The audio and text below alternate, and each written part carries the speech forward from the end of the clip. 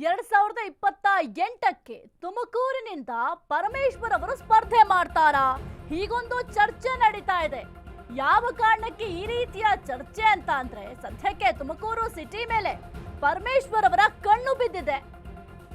Ashwavega news ಬೇಗ exclusive ಇದು. ಕ್ಷೇತ್ರ ಬದಲಿಸಲು ಪರಮೇಶ್ವರ್ ಅವರು ಸದ್ಯಕ್ಕೆ ಪ್ಲಾನ್ ಮಾಡ್ತಾ ಇದ್ದಾರಾ? ಕೊರಟಗೆರೆ ಬಿಟ್ಟು ತುಮಕೂರಿಗೆ ವಲಸೆ ಹೋಗ್ತಾರಾ? ಹಾಗಾದ್ರೆ ತುಮಕೂರು ರಾಜಕೀಯ ಪಡಸಾಲೆಯಲ್ಲಿ ಗುಸುಗುಸು ಚರ್ಚೆ ಆಗ್ತಾ ಇದೆ. ಇದು ಅಶ್ವವೇಗ ನ್ಯೂಸ್ ಬಿಗ್ ಎಕ್ಸ್ಕ್ಲೂಸಿವ್.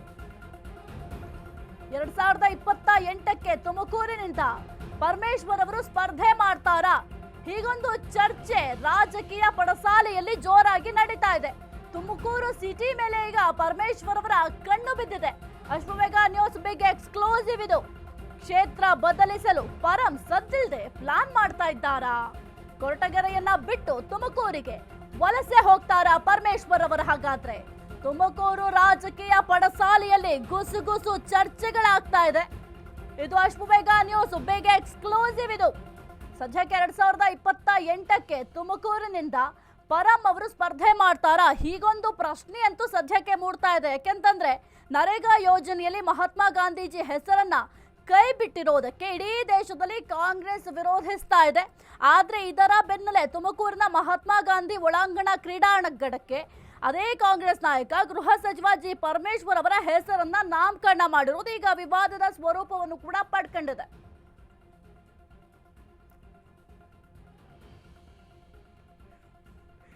ಸದ್ಯಕ್ಕೆ 2028ಕ್ಕೆ ತುಮಕೂರಿನಿಂದ ಪರಮೇಶ್ವರ್ ಅವರು ಸ್ಪರ್ಧೆ ಮಾಡ್ತಾರಾ?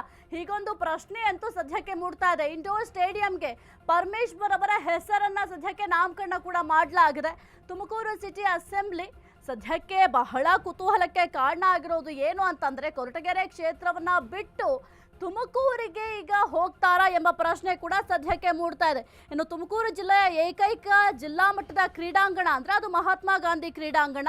ಎಲ್ಲಾ ರಾಷ್ಟ್ರೀಯ ಹಬ್ಬಗಳು ಸೇರಿದಂತೆ ಪ್ರತಿಯೊಂದು ಕೂಡ ಈ ಒಂದು ಕ್ರೀಡಾಂಗಣದ ಬಳಿ ಆಚರಣೆಯನ್ನ ಮಾಡಲಾಗ್ತಾ ಇತ್ತು. ಆದ್ರೆ ಈ ಒಂದು ಕ್ರೀಡಾಂಗಣದ ಒಳಾಂಗಣ ಭಾಗಕ್ಕೆ ಉಸ್ತುವಾರಿ ಸಚಿವರಾಗಿರುವಂತಹ ಪರಮೇಶ್ವರ್ ಅವರ ಹೆಸರನ್ನ ನಾಮಕರಣ ಮಾಡಲಾಗಿದೆ. ಹಾಗಾಗಿ ಭಾರಿ ಚರ್ಚೆಗೂ ಕೂಡ ಗ್ರಾಸ ಆಗಿದೆ. ಈ ಕುರಿತು ಹೆಚ್ಚಿನ ಮಾಹಿತಿ ನೀಡ್ತಾರೆ ನಮ್ಮ ಪ್ರತಿನಿಧಿ ದೀಪ.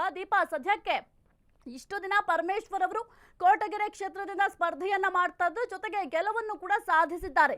ಈಗ ತಮ್ಮ ಕೊರಟಗೆರೆ ಕ್ಷೇತ್ರವನ್ನ ಬಿಟ್ಟು ತುಮಕೂರಿಗೆ ಶಿಫ್ಟ್ ಆಗ್ತಾರಾ ಎಂಬ ಪ್ರಶ್ನೆ ಸದ್ಯಕ್ಕೆ ಎಲ್ಲರಲ್ಲೂ ಕೂಡ ಮೂಡ್ತಾ ಇದೆ. ಜೊತೆಗೆ ರಾಜಕೀಯ ಪಡಸಾಲೆಯಲ್ಲೂ ಕೂಡ ಈ ಒಂದು ವಿಚಾರ ಚರ್ಚೆ ಆಗ್ತಾ ಇದೆ. ಏನೆಲ್ಲ ಅಪ್ಡೇಟ್ಸ್ ಇದೆ ಈ ಒಂದು ವಿಚಾರಕ್ಕೆ ಸಂಬಂಧಪಟ್ಟಂತೆ ದೀಪ?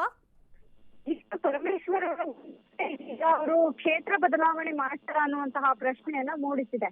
ಅಂದ್ರೆ ಕೊರಟಗೆರೆ ಕ್ಷೇತ್ರದಿಂದ ತುಮಕೂರು ಸಿಟಿಗೆ ನಿಂತು ಸ್ಪರ್ಧೆ ಮಾಡ್ತಾರೆ ಅನ್ನುವಂತಹ ಒಂದು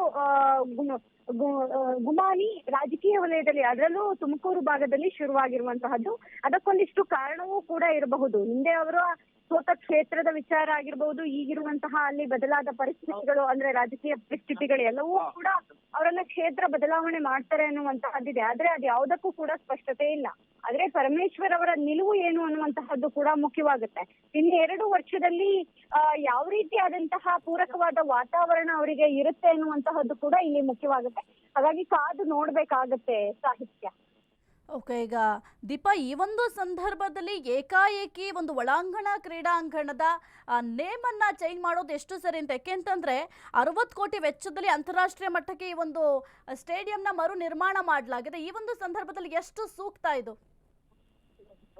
ನಿಜ ಸಾಹಿತ್ಯ ನೀವು ಹೇಳುವಂತಹದ್ದು. ಯಾಕಂದ್ರೆ ಮರು ನಿರ್ಮಾಣ ಆಗಿರ್ಬೋದು ಅಥವಾ ಮತ್ತೊಂದಾಗಿರ್ಬೋದು ಎಲ್ಲವೂ ಕೂಡ ರಾಜಕೀಯ ವಲಯದಲ್ಲಿ ಯಾವುದು ಕೂಡ ನಿಂತ ನೀರಾಗಿರೋದಿಲ್ಲ. ಬದಲಾದ ಪರಿಸ್ಥಿತಿಯಲ್ಲಿ ಏನ್ ಬೇಕಾದ್ರೂ ಆಗ್ಬಹುದು. ಹಿಂದೆ ಅವರಿಗೆ ಸಿಎಂ ಸ್ಥಾನ ತಪ್ಪೋದಿಕ್ಕೂ ಕೂಡ ಆ ಕ್ಷೇತ್ರದ ಸೋಲಿನ ವಿಚಾರವೇ ಕೂಡ ಆಗಿರಬಹುದು.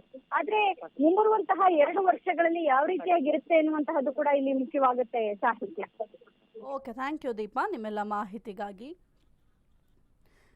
ತುಮಕೂರು ಜಿಲ್ಲೆಯ ಏಕೈಕ ಜಿಲ್ಲಾ ಮಟ್ಟದ ಕ್ರೀಡಾಂಗಣ ಅಂತ ಅಂದ್ರೆ ಅದು ಮಹಾತ್ಮ ಗಾಂಧಿ ಕ್ರೀಡಾಂಗಣ.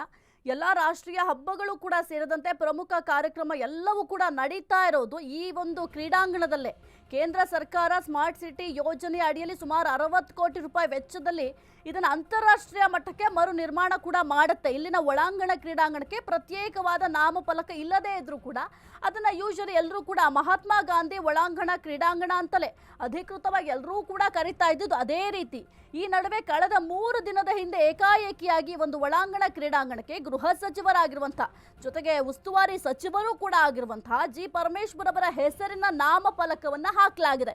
ಇದು ಎಷ್ಟು ಸರಿ ಅಂತ ಈಗ ಎಲ್ಲರೂ ಕೂಡ ಪ್ರಶ್ನೆಯನ್ನ ಮಾಡ್ತಾ ಇದ್ದಾರೆ. ಸದ್ಯಕ್ಕೆ ಈ ಒಂದು ವಿಚಾರ ವಿವಾದದ ಸ್ವರೂಪ ಕೂಡ ಪಡ್ಕೊಂಡಿದೆ.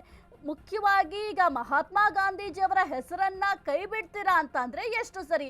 ಮಹಾತ್ಮ ಗಾಂಧಿಯವರು ಕೇವಲ ಒಂದು ಪಕ್ಷಕ್ಕೆ ಸೀಮಿತರಾದವರಲ್ಲ, ಸ್ವಾತಂತ್ರ್ಯ ಹೋರಾಟಗಾರರು. ನಮ್ಮ ದೇಶಕ್ಕೆ ಸ್ವಾತಂತ್ರ್ಯ ಬರಬೇಕು ಅಂತಂದ್ರೆ ಅವರು ಕೂಡ ಒಂದು ಮೂಲ ಕಾರಣ. ಅಂಥದ್ರಲ್ಲಿ ಅವರ ಹೆಸರನ್ನ ಬದಲಾಯಿಸಲಿಕ್ಕೆ ಕಾಂಗ್ರೆಸ್ ಸರ್ಕಾರಕ್ಕೆ ಯಾರು ಅಧಿಕಾರವನ್ನ ಕೊಟ್ಟರು ಅಂತ ಬಿಜೆಪಿಯವರು ಪ್ರಶ್ನೆಯನ್ನ ಮಾಡ್ತಾ ಇದ್ದಾರೆ. ಕೇವಲ ಬಿಜೆಪಿಯವರು ಅಷ್ಟೇ ಅಲ್ಲ, ಸಾರ್ವಜನಿಕರು ಕೂಡ ಈ ಒಂದು ವಿಚಾರವಾಗಿ ಪ್ರಶ್ನೆಯನ್ನ ಮಾಡ್ತಾ ಇದ್ದಾರೆ. ಇದಕ್ಕೆ ಪರಮೇಶ್ವರ್ ಅವರು ಕೂಡ ಉತ್ತರ ಕೊಡಬೇಕಾಗುತ್ತೆ, ಸರ್ಕಾರದವರು ಕೂಡ ಉತ್ತರವನ್ನ ಕೊಡಬೇಕಾಗುತ್ತೆ.